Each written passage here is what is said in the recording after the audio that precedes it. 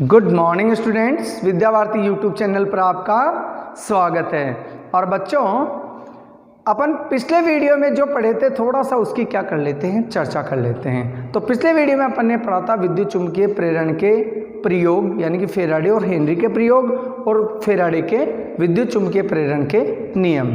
तो प्रयोगों में अपन ने देखा कि जब किसी जो चुंबक जो होती है उस चुंबक में अगर मान लीजिए अपन गति करवाते हैं कुंडली की ओर या कुंडली से दूर, तो कुंडली में प्रेरित विद्युत धारा उत्पन्न हो जाती है। यानी कि जब उसमें फ्लक्स में परिवर्तन होता है कुंडली के, तो कुंडली में क्या उत्पन्न हो जाता है, प्रेरित विद्युत वाहक बल और प्रेरित विद्युत धारा उत्पन्न हो जाती है। यानी कि विद्युत चुम्बकीय प्रेरण की घटना घटित हो जाती है, घटना घट जाती है। तो फेराडे ने क्या किया, अपने प्रयोगों को मध्य ध्यान में रखते हुए और दो प्रयोग दी, वो दो नियम दिए जिन्हें विद्युत चुम्बकीय प्रेरण के फेराडे के नियम कहते हैं। और ये फेराडे के नियम जो होते हैं बच्चों वेरी मोस्ट इंपॉर्टेंट होते हैं, बहुत बार एग्जाम में पूछा भी गया है। तो एक बार इन पे नज़र डाल लेते हैं क्या होता है। तो देखिए बच्चों, फेराडे के विद्युत चुम्बकीय प्रेरण का प्रथम नियम, सबसे पहले अपन चर्चा करते हैं प्रथम नियम की। प्रथम नियम देखिए क्या है फेराडे के विद्युत चुम्बकीय प्रेरण का। इस नियम के अनुसार जब किसी कुंडली से बद्ध चुंबकीय फ्लक्स में, किससे, कुंडली से बद्ध यानी लिंक्ड मैग्नेटिक फ्लक्स, यानी कि जब किसी कुंडली से बद्ध चुंबकीय फ्लक्स में परिवर्तन किया जाता है तो कुंडली में प्रेरित विद्युत वाहक बल तथा प्रेरित विद्युत धारा उत्पन्न होती है। याद रखने की बात क्या है, बद्ध चुंबकीय फ्लक्स में परिवर्तन करते हैं तो ही क्या होती है, प्रेरित विद्युत धारा और प्रेरित विद्युत वाहक बल उत्पन्न होता है। और जब फ्लक्स में परिवर्तन नहीं करते हैं तो प्रेरित विद्युत वाहक बल तथा प्रेरित विद्युत धारा क्या हो जाती है, शून्य हो जाती है। और अपन ने फेराडे के प्रथम प्रयोग में भी देखा था कि जब किसी चुंबक को क्या करते हैं अपन कुंडली के समीप लेके जाते हैं। जैसे मान लीजिए ये अपने पास में क्या है, एक कुंडली है। अब कुंडली है और इसके पास में अपन ने क्या रखा हुआ है, चुंबक को रखा हुआ है V = 0 N और S। V = 0 है तो इसमें कोई धारा प्रवाहित नहीं होती है। अगर मान लीजिए इसको V वेग से इसकी ओर लेके आते हैं तो इसके फ्लक्स में क्या होता है, परिवर्तन होता है। परिवर्तन मतलब कि फ्लक्स में वृद्धि होती है, और जब फ्लक्स में वृद्धि होती है तो इसमें क्या हो जाती है, धारा प्रवाहित होने लग जाती है। अर्थात जब फ्लक्स में परिवर्तन करेंगे तो ही कुंडली में प्रेरित विद्युत वाहक बल और प्रेरित धारा प्रवाहित होगी, उत्पन्न होगा, नहीं तो नहीं होगा। अब आते हैं बच्चों दूसरे नियम पर। तो मोस्ट इंपॉर्टेंट बात क्या है इसके प्रथम नियम में कि अपने को अगर प्रेरित धारा चाहिए होती है तो उस कुंडली से बद्ध चुंबकीय फ्लक्स में क्या करेंगे, परिवर्तन करेंगे। या तो फ्लक्स को इंक्रीज करेंगे या डिक्रीज करेंगे। ओके, तो अपन अगर इंक्रीज डिक्रीज करते रहेंगे तो इसमें धारा प्रवाहित होती रहेगी, अन्यथा नहीं होगी। अब आते हैं दूसरा नियम। दूसरा नियम क्या है, दूसरा नियम का गणितीय रूप है E = d∅b/dt। यानी कि ये होता तो ऐसे है, E = d∅b/dt, एन फेरे हो तब ये हो जाता है। और E क्या है, प्रेरित विद्युत वाहक बल, विद्युत वाहक बल, शॉर्ट फॉर्म है विद्युत वाहक बल। तो देखिए दूसरा नियम क्या कहता है, इस नियम के अनुसार किसी कुंडली में प्रेरित विद्युत वाहक बल फ्लक्स में परिवर्तन की दर के समानुपाती होता है। अर्थात E is directly proportional to d∅b/dt। Flux में परिवर्तन की दर प्रेरित विद्युत वाहक बल के समानुपाती होती है। फ्लक्स में जो चुंबकीय फ्लक्स है, चुंबकीय फ्लक्स में जितना अधिक परिवर्तन होगा उतना ही अपने को प्रेरित विद्युत वाहक बल प्राप्त होगा। ओके, अगर इसको मैं समानुपाती को किस में कन्वर्ट करना चाहता हूँ, इक्वल में कन्वर्ट करना चाहता हूँ, तो d∅dt और E = k होता है 1 और यहाँ पे d∅b/dt। लेकिन यहाँ मैंने माइनस भी लगा रखा है और ये माइनस का चिन्ह जो है लेंज नामक वैज्ञानिक ने दिया था, लेंज के नियम से। अभी लेंज का नियम अपन पढ़ेंगे थोड़े से इसके आगे। ओके, और एन फेरे हो तो E बराबर हो जाएगा NdΦ/dt। तो अपन ने इन दोनों प्रयोगों में ये देखा कि अगर कुंडली में धारा प्रवाहित करना है तो फ्लक्स में परिवर्तन भी करना पड़ेगा। अगर फ्लक्स में परिवर्तन नहीं होता है तो प्रेरित धारा उत्पन्न नहीं होती है। अब देखिए बच्चों कि अपन किसी कुंडली से बद्ध चुंबकीय फ्लक्स में परिवर्तन किस प्रकार से कर सकते हैं, तो इसके करने के तरीके आपको बताते हैं। चुंबकीय फ्लक्स में परिवर्तन कैसे करते हैं। देखिए नंबर फर्स्ट, पहला नियम है विद्युत क्षेत्र में परिवर्तन करके E बराबर होता है -dΦB/dt। मैं यहाँ पे बता रहा हूँ कि चुंबकीय फ्लक्स में परिवर्तन किस प्रकार से करेंगे। तो चुंबकीय फ्लक्स में परिवर्तन करने का तरीका कौन कौन सा है। देखिए बच्चों, φB चुंबकीय फ्लक्स होता है B.A। तो पहले तो क्या होता है, अपने को इस φB में परिवर्तन करना है। इधर भी अब अवकलन लगा दीजिए, इधर भी परिवर्तन लगा दीजिए। तो सबसे पहली बात होता है कि चुंबकीय क्षेत्र में परिवर्तन करके क्या किया जा सकता है, फ्लक्स में परिवर्तन किया जाता है। यानी कि चुंबकीय क्षेत्र को बढ़ाएं या घटाएं तो भी क्या होता है, फ्लक्स में परिवर्तन होता है। दूसरा आता है बच्चा इसका, B को बाहर निकाल लो, क्षेत्रफल में परिवर्तन करके। अगर अपन ने क्या कर दिया, चुंबकीय क्षेत्र को कांस्टेंट रख लिया। जैसे मान लीजिए ये कोई चुंबकीय क्षेत्र है, ये अपने पास में कोई कांस्टेंट चुंबकीय क्षेत्र है, मतलब चुंबकीय क्षेत्र क्या है, किसी स्थान पर नियत है। अपन क्या करना चाहते हैं, फ्लक्स में परिवर्तन करना चाहते हैं। तो फ्लक्स में परिवर्तन देखिए किस प्रकार से किया जा सकता है। पहली बात होता है इसके क्षेत्रफल में परिवर्तन करके। इसको पकड़ के थोड़ा खींच लेंगे, फिर छोड़ देंगे, खींच लेंगे, तो इसके फ्लक्स में क्या होगा, परिवर्तन होगा, क्योंकि क्षेत्रफल में परिवर्तन हो रहा है। दूसरा होता है चुंबकीय क्षेत्र में परिवर्तन करने से। चुंबकीय क्षेत्र में परिवर्तन करने का मतलब ये हुआ कि ये अपने पास में कोई क्या है, कुंडली है। इसको इसके अंदर प्रवेश कराएं तो चुंबकीय क्षेत्र में परिवर्तन होगा। कैसे होगा, चुंबकीय क्षेत्र में इंक्रीज होगा।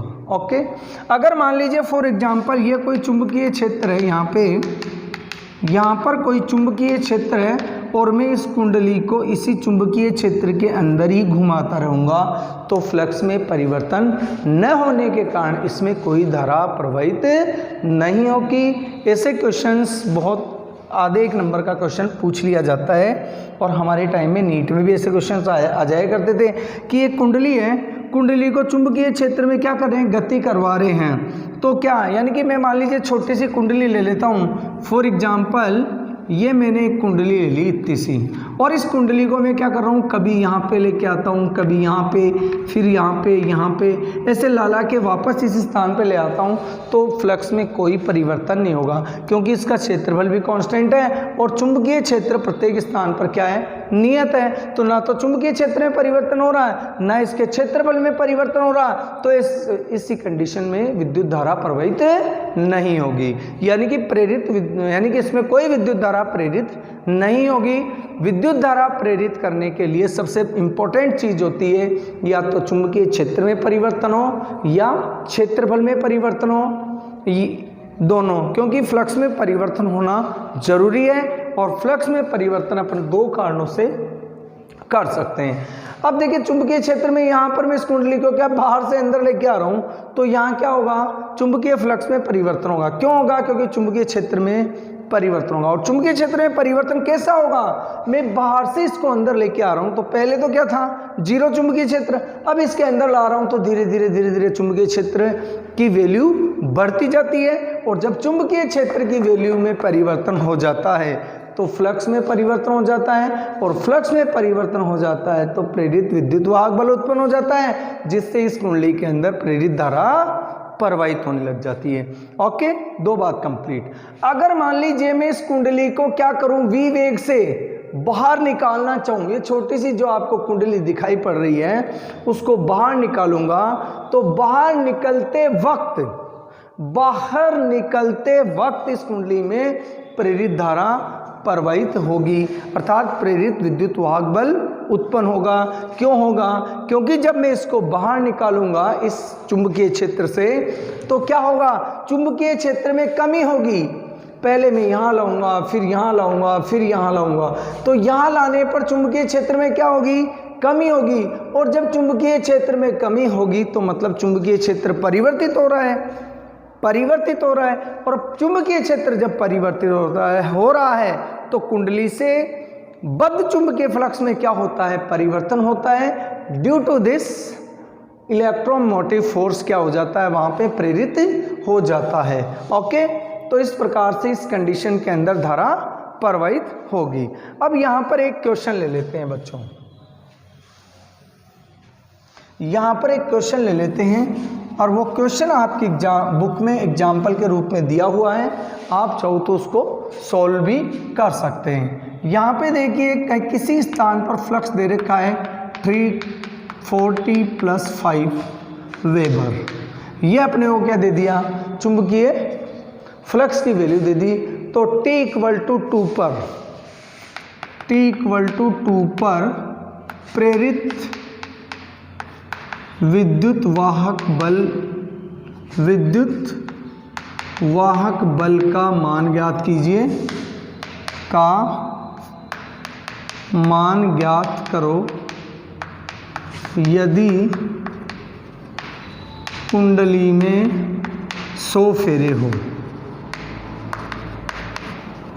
अर्थात यदि किसी कुंडली में 100 फेरे हैं और जिस कुंडली से बद्ध चुंबकीय फ्लक्स कितना है 3t² + 4t + 5 और t = 2 सेकेंड पर, t = 2 सेकेंड पर, t = 2 सेकेंड पर प्रेरित विद्युत वाहक बल का मान ज्ञात कीजिए। तो कैसे ज्ञात करेंगे बच्चों, फेराडे के द्वितीय नियम से होता है d∅b/dt। E बराबर यानी कि प्रेरित विद्युत वाहक बल E बराबर होता है -n d∅b/dt। φb की वैल्यू दे रखी है, n की वैल्यू दे रखी है, n = 100 और d/dt कितना है 3t² 4t + 5। इसका अगर अपन डिफ्रेंशिएशन करते हैं, अवकलन करते हैं तो अपने पास में आता है 6t + 4, 3 दूनी 6, एक पावर कम कर दो, 4 एकम 4, 5 का हो गया 0। अब अपन निकालना चाहते हैं t = 2 सेकेंड पर, तो यहाँ पे t की जगह क्या रख दीजिए बच्चों, 2 सेकेंड रख दीजिए। तो E बराबर आ जाएगा -100 और यहाँ पे आ गया 6 × 2 + 4, E बराबर आ गया 100 और यहाँ पे 12 + 4, E बराबर हो गया 12 और 4 16, यहाँ पे 16 आ गया, E बराबर आ गया 1600 वोल्ट। ये से अपन ज्ञात कर सकते हैं। इस टाइप का एक क्वेश्चन आपको आपकी बुक में दिया हुआ है। ओके, अब आते हैं अपन नेक्स्ट टॉपिक पर। जल्दी से आप इसका स्क्रीनशॉट ले लीजिए, फिर अपन टॉपिक पर चलते हैं।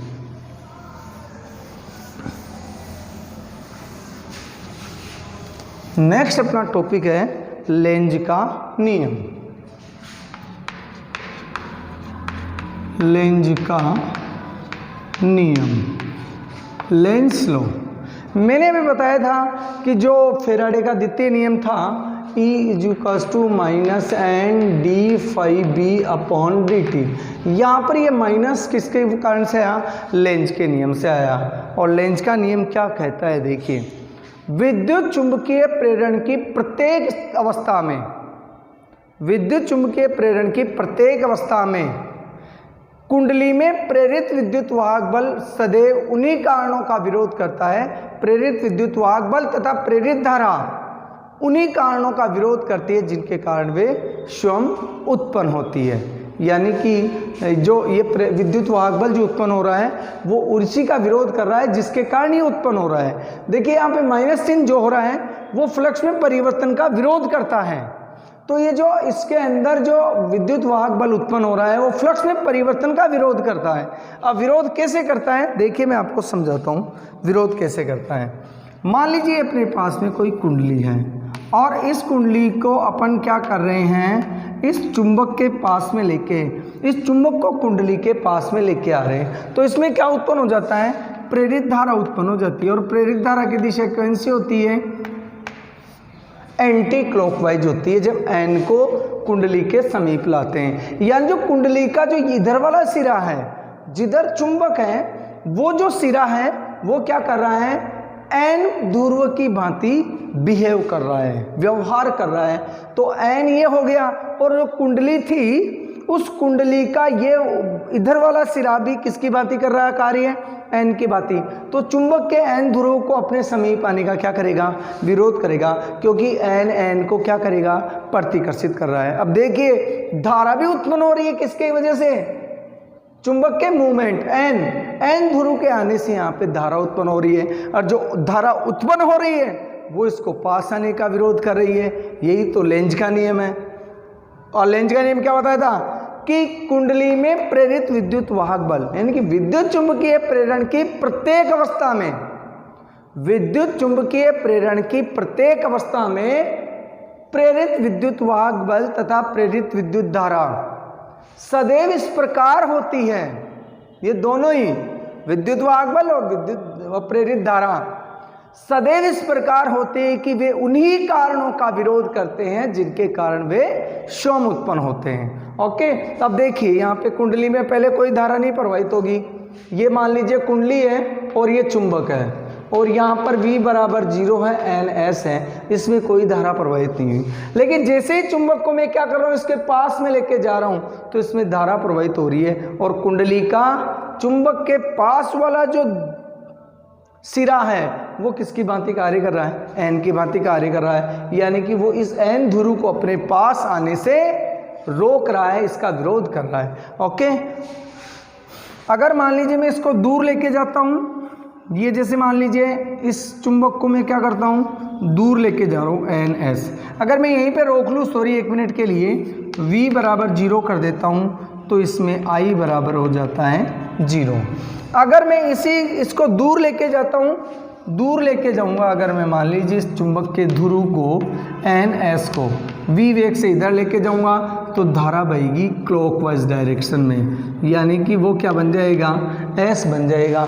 अब देखिए ये जो चुंबक का कुंडली का इधर वाला जो सिरा है वो S ध्रुव की भांति कार्य कर रहा है। अब इसको N को क्या करेगा? दूर नहीं जाने देगा, वो आकर्षित करेगा, आकर्षित करेगा इसको, इस N ध्रुव को क्या करेगा? ये S ध्रुव आकर्षित करेगा, क्योंकि विपरीत प्रकृति के ध्रुव एक दूसरे को क्या करते हैं? आकर्षित करने की कोशिश करेगा। अब जब आकर्षित करेगा तो इसमें धारा कैसे उत्पन्न होगी? लेकिन इसको पता नहीं है ये क्या कर रहा है। मैं तो खुद ही क्या हूँ? डॉन हूँ, जो इसको जाने नहीं दूंगा, जबकि ये जाएगा नहीं तो ये उत्पन्न भी नहीं होगा। तो उन्हीं कारणों का विरोध करती है जिनके कारण ये शोम उत्पन्न होती है।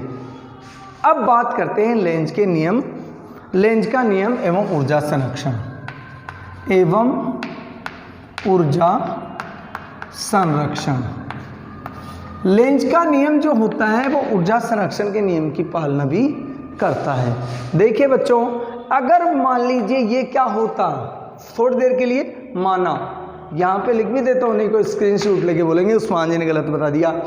माना कि अगर मान लीजिए मैं इस चुंबक को इसके समीप लेके आता हूँ और इसमें S अगर मान लीजिए बन जाए, यानी कि धारा क्लॉकवाइज डायरेक्शन में प्रवाहित होने लग जाए, तो इसको मैं थोड़ा सा क्या दूंगा? इशारा करूंगा इसकी तरफ गति करवाने का, और थोड़ा सा गति करते ही ये ऑटोमेटिकली उसके पास में जाता रहेगा, धारा उत्पन्न रहेगी, होती रहेगी। अब देखिए मैंने इसको कोई ऊर्जा दी नहीं और ऊर्जा क्या हो गई?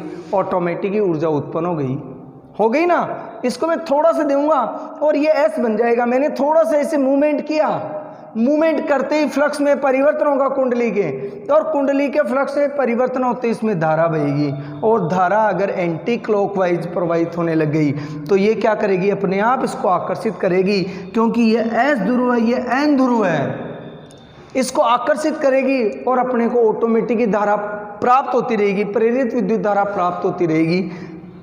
यानी कि मैंने इसके कोई बाह्य एनर्जी नहीं दी, बिना किसी ऊर्जा के ही अपने को क्या हो रही है? ऊर्जा प्राप्त हो रही है, ऊर्जा उत्पन्न हो रही है, जो कि ऊर्जा संरक्षण के नियम की अनुपालना नहीं करता है, क्योंकि ऊर्जा कभी भी उत्पन्न नहीं की जा सकती है। ऊर्जा को एक रूप से दूसरे रूप में या कार्य से ऊर्जा प्राप्त करी जा सकती है, बिना कार्य ऊर्जा प्राप्त नहीं होती है, इसलिए ये पॉसिबल नहीं है। अब क्या कर रहा है, लेंज बता रहा है कि जब इसको मैं लेके आता हूँ तो ये क्या बन जाता है, एन ध्रुव बन जाता है। तो मुझे इनके मध्य लगने वाले बल के विरुद्ध क्या करना पड़ता है, कार्य करना पड़ता है, और वही कार्य क्या हो जाता है, विद्युत ऊर्जा के रूप में परिवर्तित हो जाता है। अर्थात जो लेंज का नियम है वह ऊर्जा संरक्षण के नियम की अनुपालना करता है। अब अपन चलते हैं नेक्स्ट टॉपिक में।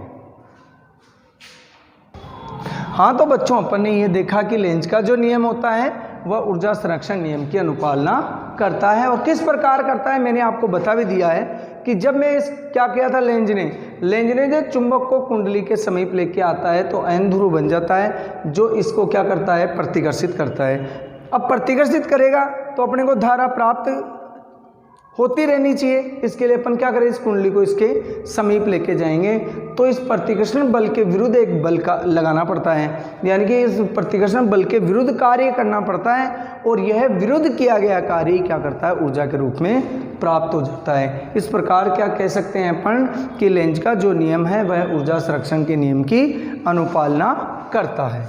अब चलते हैं नेक्स्ट टॉपिक, प्रेरित धारा तथा प्रेरित आवेश।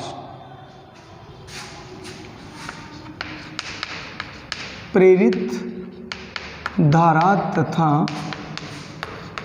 प्रेरित आवेश, ओके, इसके बारे में अपन क्या करेंगे, चर्चा करेंगे। यस, ऊपर वाले से यस। हाँ तो बच्चों, अपन क्या करेंगे, प्रेरित धारा तथा प्रेरित आवेश की वैल्यू फाइंड करेंगे। ओके, देखिए फेराडे के नियम से, फेराडे के द्वितीय नियम से, ध्यान रखना, फेराडे मतलब विद्युत चुंबकीय प्रेरण के फेराडे के द्वितीय नियम से प्रेरित विद्युत वाहक बल E बराबर हो जाएगा minus N D phi B upon D T. Okay, ये कुंडली में प्रेरित नियम से कुंडली में प्रेरित धारा, कुंडली में प्रेरित विद्युत वाहक बल E बराबर होता है। अब देखिए, यदि कुंडली का प्रतिरोध R हो तो प्रेरित धारा बराबर कितना होगा, प्रेरित धारा I बराबर हो जाएगा E upon R, equation number 2 ओम के नियम से। ये तो क्या होता है कि जब किसी कुंडली से बद्ध चुंबकीय फ्लक्स में परिवर्तन किया जाता है, माना ही कोई कुंडली है जिसमें n फेरे हैं, और जब उस कुंडली से बद्ध चुंबकीय फ्लक्स में परिवर्तन किया जाता है तो कुंडली में प्रेरित विद्युत वाहक बल E बराबर हो जाएगा N D phi B upon D T. ध्यान रखना, कुंडली में है ये प्रेरित विद्युत वाहक बल, और यदि कुंडली का प्रतिरोध क्या है, कैपिटल R हो तो प्रेरित धारा कितनी होगी, I बराबर E upon R। That is clear. अब चलते हैं नेक्स्ट बात पर। नेक्स्ट बात क्या है कि समीकरण 1 को 2 में रखने पर क्या हो जाएगा, I बराबर प्रेरित धारा I बराबर क्या हो जाएगा, minus N D phi B upon D T upon are.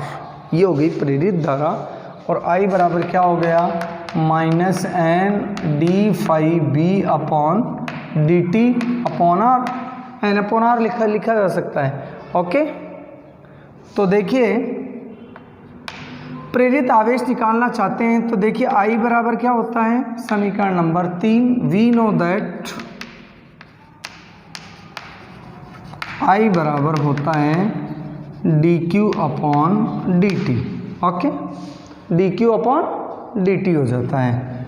अगर ये अपन रखना चाहें यहाँ पर समीकरण 3 व 4 से क्या कर सकते हैं, D Q upon D T बराबर N upon R D phi B